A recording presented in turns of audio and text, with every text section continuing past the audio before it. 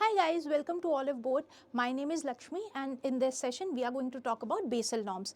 बहुत सारी queries आ रही थी where people were getting stuck in this Basel norms क्या होते हैं क्यों होते हैं. So let's begin with this Basel norms discussion. Before moving ahead with this Basel norms थोड़ा सा इसका background देख लेते हैं from where it began and why it began. तो I hope we all know about BIS. What is BIS? BIS is Bank of International Settlement. BIS, it was formed in 1930. So you can see it's a very old bank, even older than your World Bank, IMF like institutions. Where are its headquarters? It's in Basel. That is in Switzerland. So if I talk about this BIS, इसके under there is a committee very important which is Basel committee on banking supervision, जिसको हम short में will be talking as BCBS, Basel committee on banking supervision. तो इस committee ने it came up with the idea of having various norms, Basel norms. तो इस हिसाब से they put forward 3 Basel norms. पहला Basel norm came in the year 2000, पहला Basel norm came in the year 1988, then 2004 and then 2010. So Basel norm 1, Basel norm 2, Basel norm 3. Anyways, ये जो Basel norm है ये है क्या, ऑब्जेक्टिव क्या है? So they have prima facie 2 objectives. The first one is to promote resilience in your economic financial systems, resilience in your banking system with respect to multiple risks that are there. Also it wants to ensure transparency as well as accountability in your banking system. Because अगर ये दोनों रहेंगे then banking system will be trusted. तो उस trust को बनाए रखने के लिए this BCBS had this objective before putting ahead your Basel norms. Now when I say Basel norms, what are these Basel norms? Before that, what is this capital adequacy ratio, CAR? When I say capital adequacy ratio, it is nothing but your capital to risk weighted asset. अब सबसे पहले हम ये देखते हैं risk weighted asset क्या होता है. So for that Basel 1 it gave a definition. It said जितने भी आपके एसेट हैं उनको कैटेगराइज करो, categorize them under the 5 heads, जिसमें keep aside a certain portion of your capital according to the risk that is associated with it. जैसे अगर आपका कोई सिक्योर्ड लोन है, लेट्स सपोज आपने कोई सिक्योर्ड लोन दिया है, बैंक्स को बोला if at all secured loan let's say worth ₹1000 was given. Secured loan के अक्रॉस बिकॉज सिक्योरिटी दी है, हो सकता है किसी ने अपना गोल्ड रखा हो या फिर हो सकता है किसी प्रॉपर्टी के अक्रॉस वो लोन लिया हो. सो एनी हाउ आपका जो रिस्क एसोसिएटेड है it's less. What you have to keep aside is 10% of the capital. तो जो भी आपने लोन लिया है उसके across 10% keep it aside as your RWA.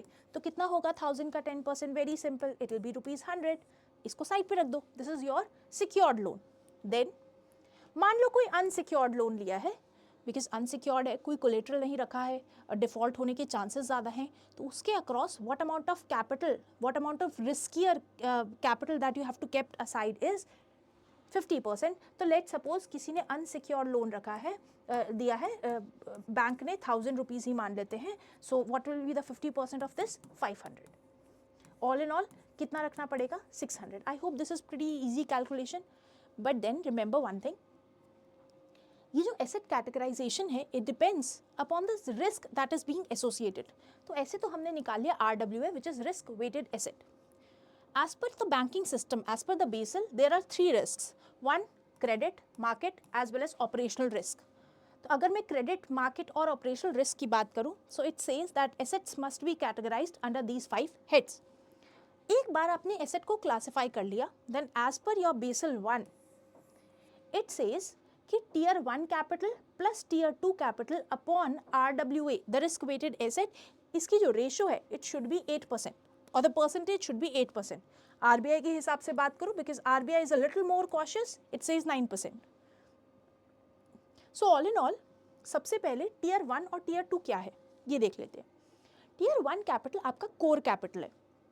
Core capital मतलब ऐसा capital which is highly liquid. if one day bank is facing with a dire need of cash, तो उसको जल्दी से जल्दी मिल जाएगा क्योंकि ये highly liquid है, it's what you say more reliable, ये reliable ज़्यादा है. What are some of the examples of this? Like your shareholders equity, कुछ disclosed reserves हैं जैसे कि SLR, जैसे कि कुछ liquid cash आपके पास पड़ा होगा. So both all of these are your core capital. Now some can be the tier 2 capital as well. Tier 2 capital को core नहीं कहते, you can just skip it. Tier 2 capital is basically your retained earning को यहाँ से हटा देना. Tier 2 capital is the fixed asset.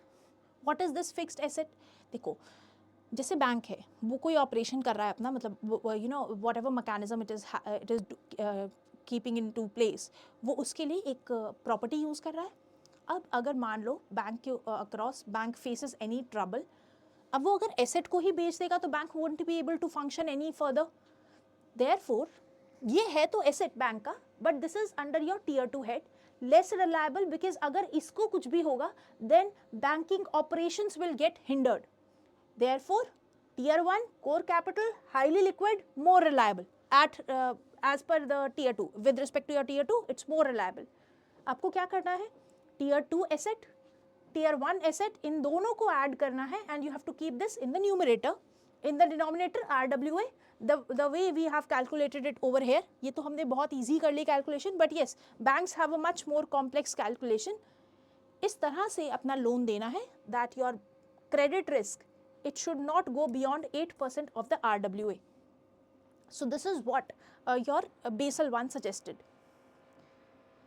Now what happened was, still there was some problem in the economy. Therefore, in 2004, Basel 2 came into being. Basel 2, it stepped in one step ahead from the previous credit risk related mitigation effort. पहले था कि सिर्फ credit का risk है. Basel 2 said हमें market risk और operational risk तीनों ही risk पे काम करना होगा.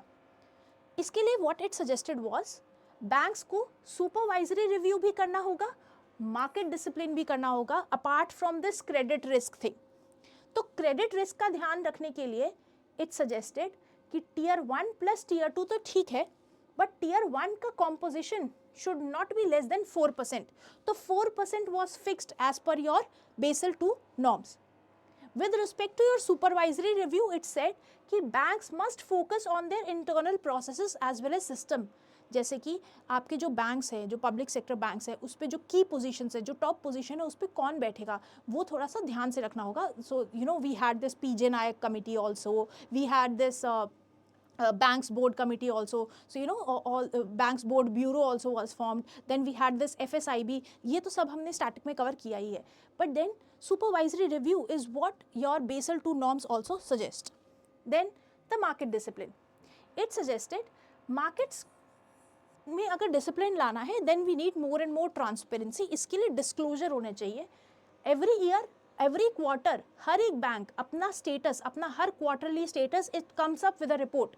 जैसे रिसेंट में HDFC came up with a report suggesting कि वहाँ से पता चला that you know its loan to deposit ratio it's somewhat shaky, because अगर लोन टू एसेट रेशो आपकी बहुत ज़्यादा, you are giving too much loans with respect to your deposit, तो that is thing that needs to be worry about. तो इस तरह की transparency is what your Basel 2 norms also asked. और एक और additional thing we have already talked, RWA में it said 8% is fine, पर टीयर 1 कैपिटल कितना होना चाहिए, 4% ऑफ योर RWA. टीयर 2 जितना बच गया उतना, तो yes 4% left would be your tier 2 capital. I hope you all remember in 2008 there was a financial crisis that happened. So Basel 3 came up with the idea that in 2010 it said कि अब हमें लगता है कि एक additional cushioning की ज़रूरत है. Yes, for credit risk, market risk, operational risk, we did have this supervisory or market discipline thing, but then again in 2008 the financial systems did falter. इसका मतलब there was certain loopholes in the system. इसलिए extra cushioning के लिए it came up with a new idea. First of all, it said that हमें कुछ additional tier 1 capital has to be maintained.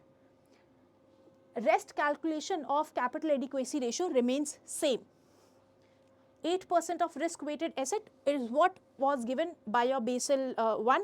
That was continued in the Basel 3 as well. If I talk about India, India says 9%. As per your RBI, for scheduled commercial bank, it is 9%. For urban cooperative banks, it's your homework. Please tell me in the comment section below. अगर session पसंद आए तो like ज़रूर कर देना और channel को subscribe कर लेना. इसके अलावा before moving ahead, I want to tell you that there are multiple courses that are going on. If you want, you can enroll in any of these, whatsoever you want, you can just check it out. Let's come back to the topic. Capital adequacy ratio, India में it said, Basel 1 ने कहा 8%, यहाँ आते आते it said that capital adequacy ratio should be 9.5% क्योंकि हमने यहाँ additional tier 1 capital भी लगाया है. Tier 1 capital should go to 6%. तो Tier 1 capital के लिए भी the norms were made more stringent. More Tier 1 capital means highly liquid asset has to be maintained by the banks. इसके अलावा it talked about liquidity coverage ratio, LCR. What is this? It is high quality liquid asset, that is you can say cash as well. It is specifically aiming to the situation, to the distress which can happen in 30-day period. मतलब short term distress है, एकदम liquidity crunch पड़ गया. इस चीज़ के लिए it said that your high quality liquid asset upon total net cash flow has to be maintained, LCR ratio has to be maintained for 30-day period. तो अगर कोई बोले कि बैंक्स को शॉर्ट टर्म स्ट्रेस से बचाने के लिए what is the mechanism? Liquidity coverage ratio is to be maintained. Then for medium term means 1 year, because normally it is believed कि एक साल के अंदर अंदर तो बैंक बाउंस बैक कर ही जाएगा. So there is some cushioning for your net stable funding ratio. These are the reliable source of finance which a bank fund from its activities from a medium term, that is 1 year. तो short term के लिए we have this LCR, long term के लिए we have this net stable funding ratio. Then we also had the Basel also gave the idea about counter cyclic capital buffer. Basel said that आपको counter cyclic capital buffer बनाना है for basically अगर आपको पता हो आपकी जो business cycles होती हैं वो कभी boom करती हैं and then they go into recession. Boom कब करती हैं? When there are good times, जब अच्छा समय होता है generally banks they give more credit. And during these times, the credit that the banks are giving, they might be very much risky क्योंकि यहाँ पे वो risk assessment properly नहीं करते. They are very happy with the returns that they are getting, so they keep upon lending. But problem कब आती है? That after a certain point, देखो economy हमेशा ही circular motion में work करती है. This wave-like pattern it always follows. So after a certain point of time, economy will hit a rock bottom. Problem आती है इस फेज में. बैंक्स लोन तो दे देते हैं but then after a certain point of time they may convert into NPA. And when they convert into NPA, जब banks इस पोजीशन पे होते हैं then they stop giving credit. Reason being होता ही नहीं है, उनकी खुद की बैलेंस शीट खराब होती है और वो इतने ज़्यादा रिस्क असेसमेंट नॉर्म्स फॉलो करते हैं दैट रिस्क क्रेडिट मार्केट में अवेलेबिलिटी क्रेडिट की बहुत कम हो जाती है. To come out of this situation, counter cyclic capital buffer was being launched. अब ये बफर क्या है, किसको मेंटेन करना है, कब करना है, that is left upon the central banks, जैसे आरबीआई इन इंडियाज केस. तो आरबीआई कहता है जब आपकी इकोनॉमी बूम पे हो, that is economy is over here, what you have to do is you have to save. जैसे आप अपने 2.5% of the total asset you have to save it for the bad times. And when the bad time hit, जब economy में credit की बहुत ज़्यादा requirement है, at that time you have to use the savings that you have done during the good days. इससे दो चीज़ें होंगी. Banks during the high phase वो ज़्यादा क्रेडिट भी नहीं देंगे मार्केट में, they will save some amount of their credit. और जब वो लो होंगे, when they are at the loss phases, जब इकोनॉमी अच्छा परफॉर्म नहीं कर रही होगी उस टाइम पे, क्योंकि इकोनॉमी को बूस्ट करने के लिए money supply increase is what the RBI stance is, उस टाइम पे more money can be given to the households or to the public or to the customers. So this is your counter cyclic capital buffer. Apart from this, it also said that we must have capital conservation buffer. So this also has to be maintained as per the requirement set by the RBI. तो RBI from time to time it says that for certain banks, जैसे आपके SBI है, जैसे आपके HDFC है, आपका ICICI है, because these are domestically systematic important banks, they have to maintain a good amount of their capital conservation buffer, which is also known as CCB, and this is also known as CCYB. That's all from my side with respect to your Basel norms. If at all you find the lecture interesting, you can definitely hit the like button. We can have more discussion on these Basel norms and other things which are going around this. If you like the session, please hit the like button.